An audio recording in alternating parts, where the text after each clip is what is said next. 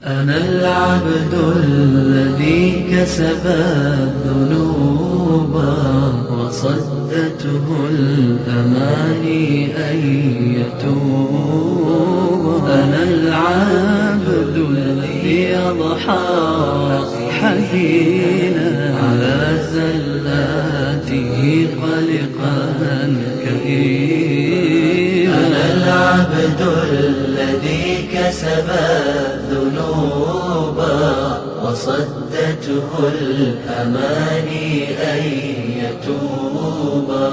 أنا العبد الذي Peygamber Aleyhisselam hadisinde şundaq dedi. Ad-dunya kulluha mata. Dünyanın hammasi mata, faydalanadigan huzur halovatli narsalar. Wa khayru mata'iha al-mar'atu as-salihah. Ve dünya matalarının içindeki en yaxshi narsa bo'lsa salih ayol degan. Salih ayol, taqvodor, salih ayol.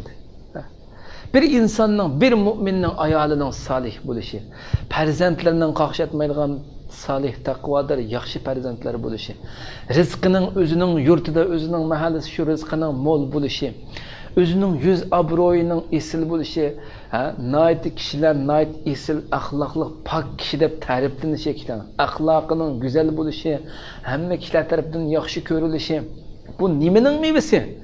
O insan eğer de buzuq başqalarını qo'yib urib chiqib yuradigan bo'lsa, herkes o'zining yurtida, mahallasida kishilarning nazarida herkes undaq sifatlanmaydi. Nimaning mevasi?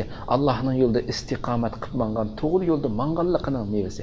Bu dunyodagi Allohning ismi Salom, Assalom bo'lgan Rabbimiz mushu dunyoda ham o'zining yo'lida to'g'ri yo'lda mangan kishilarga ana shunda xotirjamligini ato qildi.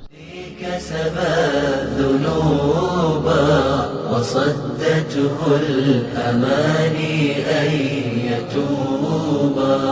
أنا العبد الذي أضحى